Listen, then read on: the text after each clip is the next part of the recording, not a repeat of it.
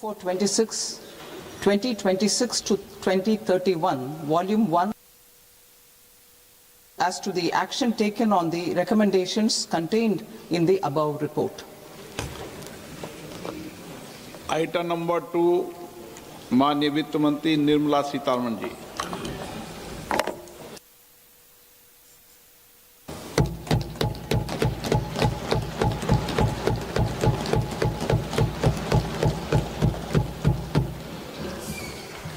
Honorable Speaker, sir, on the sacred occasion of Magh Purnima and the birth anniversary of Guru Ravidas, I present the budget for the year 2026-2027. Since we assumed office 12 years ago, India's economic trajectory has been marked by stability, fiscal discipline, sustained growth, and moderate inflation. This is the result of conscious choices we have made, even in times heightened uncertainty and disruption. Our government, led by Honorable Prime Minister Modi, has decisively and consistently chosen action over ambivalence, reform over rhetoric, and people over populism. We have pursued far-reaching structural reforms, fiscal prudence and monetary stability, whilst maintaining a strong thrust on public investment.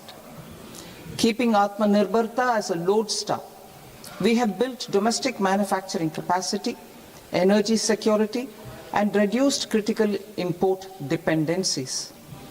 Simultaneously, we have ensured that citizens benefit from every action of the government, undertaking reforms to support employment generation, agricultural productivity, household purchasing power, and universal services to people. These measures have delivered a high growth rate of around 7% and helped us make substantial strides in poverty reduction and improvement in the lives of our people.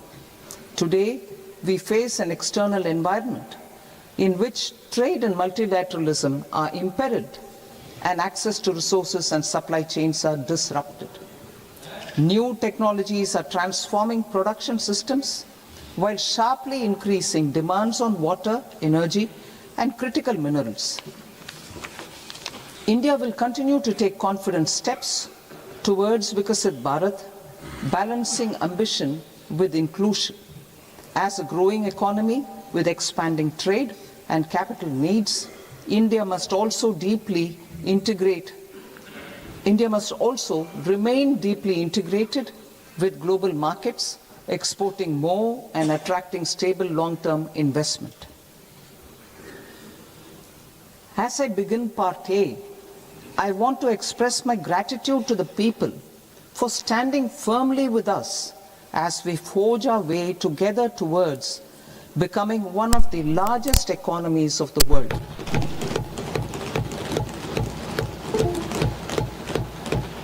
Our aim is to transform aspiration into achievement and potential into performance as we ensure that the dividends of growth reach every farmer, the scheduled caste, the scheduled tribes, the nomads, the youth, the poor, and the women.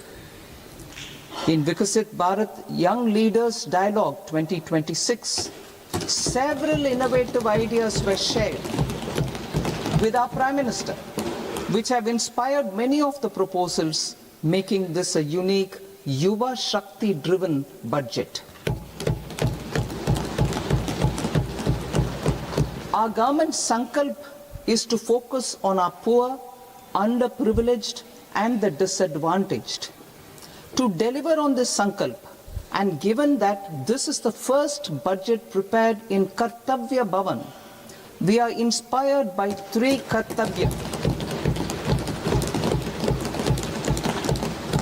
Our first Kartavya is to accelerate and sustain economic growth by enhancing productivity and competitiveness and building resilience to volatile global dynamics. Our second kartavya is to fulfill aspirations of our people and build their capacity, making them strong partners in India's path to prosperity.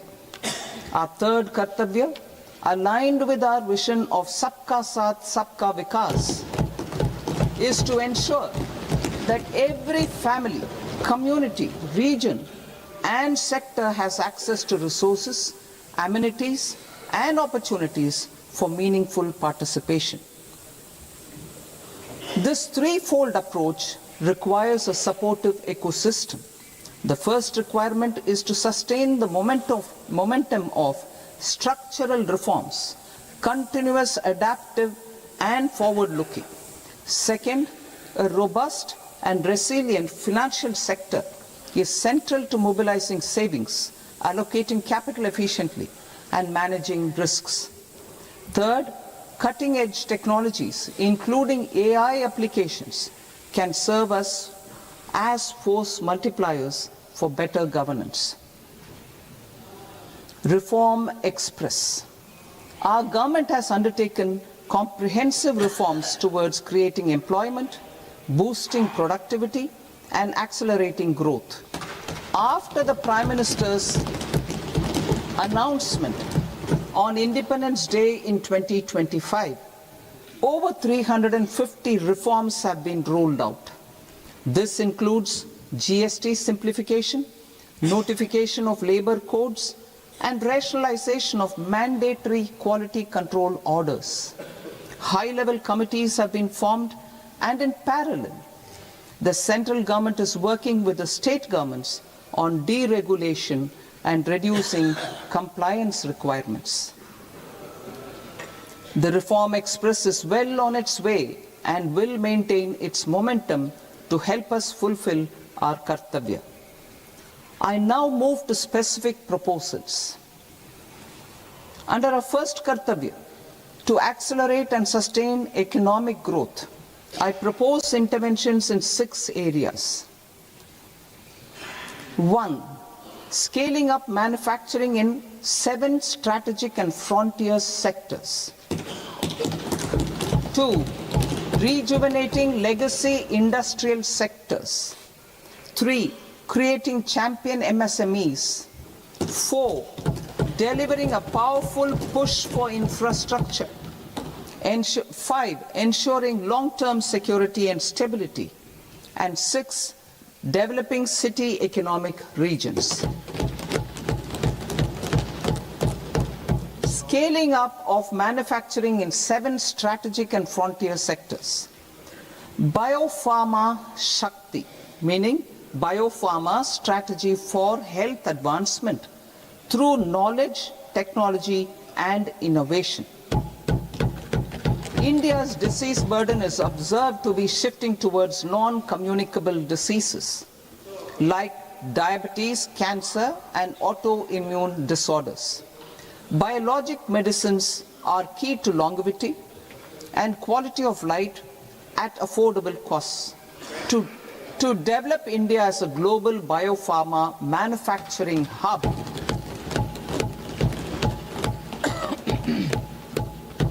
I propose the Biopharma Shakti with an outlay of 10,000 crores over the next 5 years. This will build the ecosystem for domestic production of biologics and biosimilars. The strategy will include a biopharma-focused network with 3 new national institutes of pharmaceutical education and research, popularly known as NIPERs, and upgrading 7 existing ones. It will also create a network of 1,000 accredited India clinical trials sites. We propose to strengthen the Central Drug Standard Control Organization to meet global standards and approve timeframes through and approval timeframes through a dedicated scientific review cadre and specialists. India's Semiconductor Mission 1.0 expanded India's semiconductor sector capabilities. Building on this, we will launch ISM 2.0 to produce equipment and materials, design full-stack Indian IP, and fortify supply chains. We will also focus on industry-led research and training centers to develop technology and skilled workforce. The Electronics Components Manufacturing Scheme, launched in April 2025 with an outlay of 22,919 crores, already has investment commitments at double the targets. We propose to increase the outlay to 40,000 crores to capitalize on this momentum.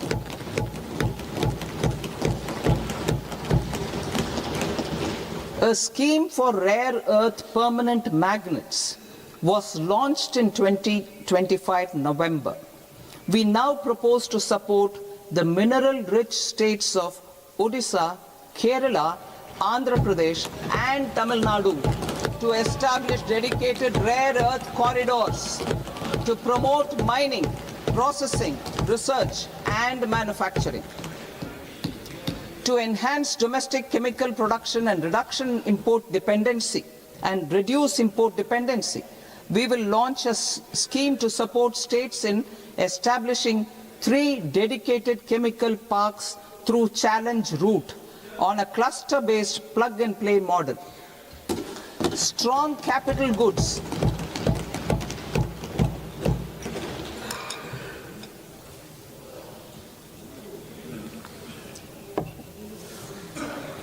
Strong capital goods capability is a determinant of productivity and quality across different sectors. Towards building this capacity, I propose the following. High-tech tool rooms will be established by central public sector enterprises at 2 locations as digitally enabled automated service bureaus that locally design, test and manufacture high-precision components at scale and at lower cost. 2. A scheme for enhancement of construction and infrastructure equipments will be introduced to strengthen domestic manufacturing of high value and technologically advanced CIE. This can range from lifts in a multi-storied apartment or firefighting equipment in multiplexes, large or small, and to tunnel boring equipments for building metros and high-altitude roads. I also propose a scheme for container manufacturing to create a globally competitive container manufacturing ecosystem with a budgetary allocation of 10,000 crores over a 5-year period. For the labor-intensive textile sector, I propose an integrated program with 5 subparts. 1.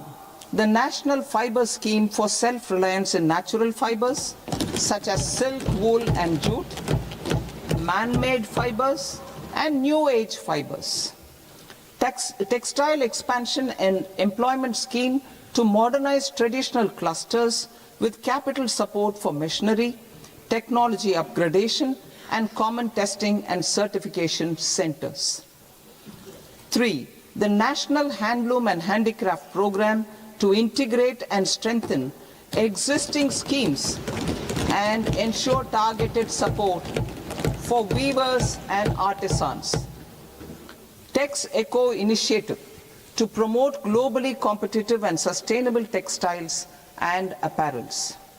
Samarth 2.0 to modernize the upgrade the textile skilling ecosystem through collaboration with industry and academic institutions. Further, I propose to set up mega textile parks in challenge mode. They can also focus on bringing value addition to technical textiles. I propose to launch the Mahatma Gandhi Gram Swaraj initiative to strengthen khadi, handloom and handicrafts. This will help in global market linkage and branding. It will streamline and support training, skilling, quality of process and production. This will benefit our weavers, village industries, one district, one product ODOP initiative and also our rural youth. India has the potential to emerge as a global hub for high-quality, affordable sports goods. I propose a dedicated initiative for sports goods that will promote manufacturing, research, and innovation in equipment design as well as material sciences. Rejuvenation of legacy industrial clusters. I propose to introduce a scheme to revive 200 legacy industrial clusters to improve their cost competitiveness and efficiency through infrastructure and technology upgradation. Creating champion SMEs and supporting micro enterprises. Recognizing MSMEs as a vital engine of growth, I propose a three-pronged approach to help them grow as champions. Equity support. I propose to introduce a dedicated 10,000 crores SME growth fund to create future champions, incentivizing enterprises based on select criteria. I also propose to top up the Self-Reliant India Fund set up in 2021 with 2,000 crores to continue support to micro enterprises and maintain their access to risk capital. Liquidity support. With TREDS, more than 7 lakh crore has been made available to MSMEs. To leverage its full potential, I propose 4 measures. 1. Mandate TREDS as the transaction settlement platform for all purchases from MSMEs by CPSEs, serving as a benchmark for other corporates. 2. Introduce a credit guarantee support mechanism through CGTMSE for invoice discounting on TREDS platform. 3. Link GEM with TREDS for sharing information with financiers about government purchases from MSMEs, encouraging cheaper and quicker financing. 4. Introduce TREDS receivables as asset-backed securities, helping develop a secondary market, enhancing liquidity and settlement of transactions. Professional support. Government will facilitate professional institutions such as the ICAI, ICSI, ICMAI to design short-term modular courses and practical tools to develop a cadre of corporate mitras, especially in Tier 2 and Tier 3 towns. These accredited para-professionals will help MSMEs meet compliance requirements at affordable costs. Infrastructure.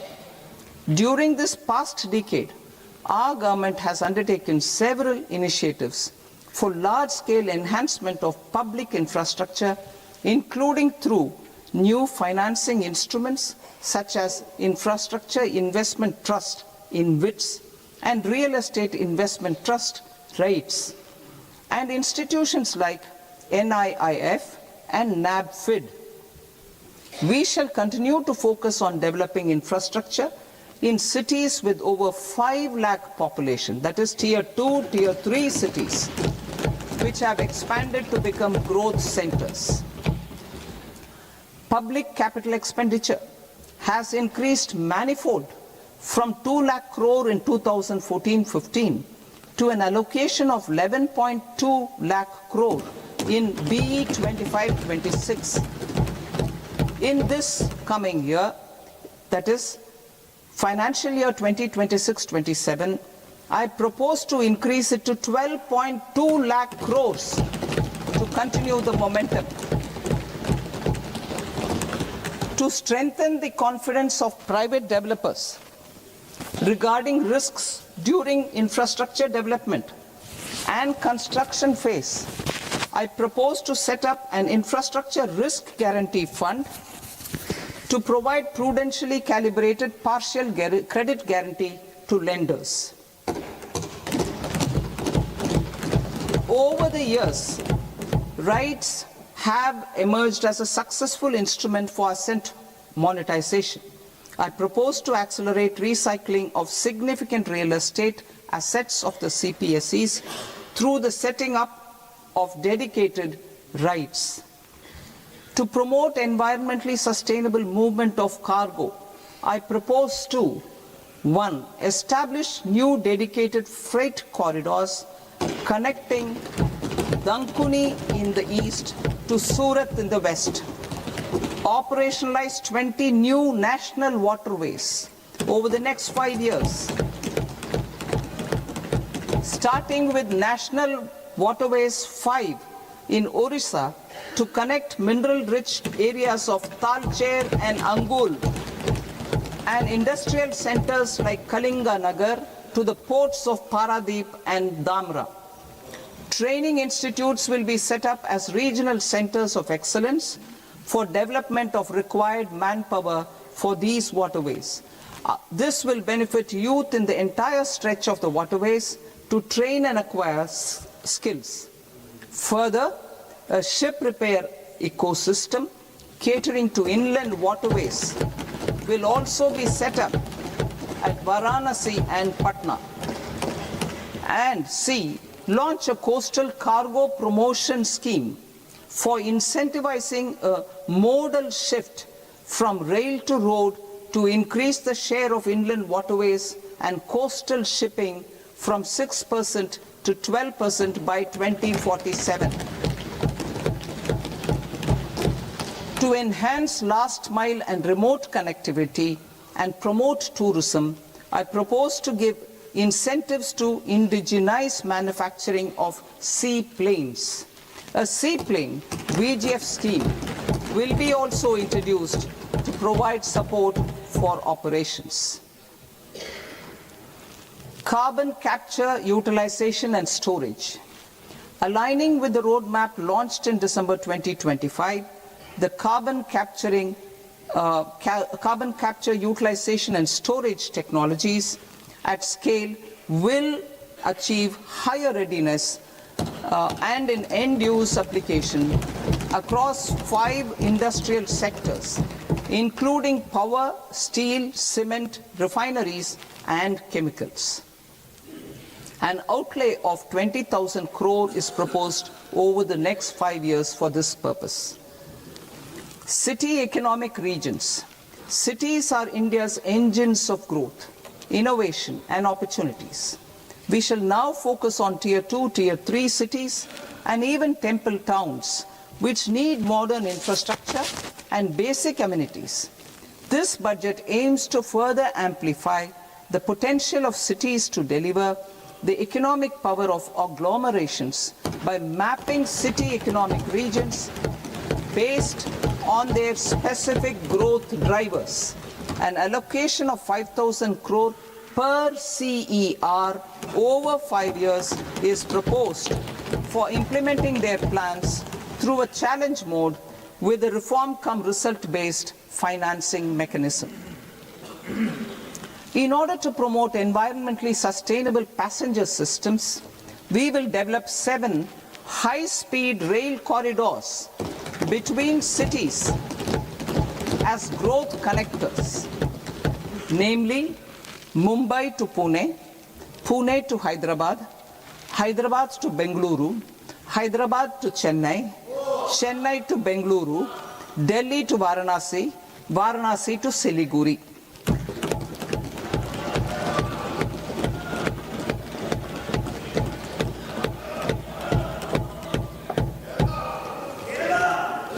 Financial sector. The Indian banking sector today is characterized by strong balance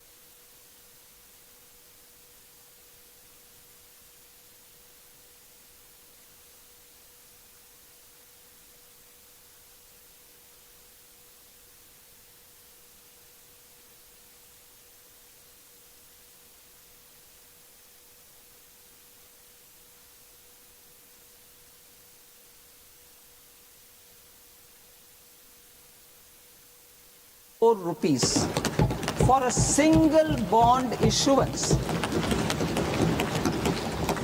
100 crore rupees for a single bond issuance of more than 1,000 crore. The current scheme under Amrit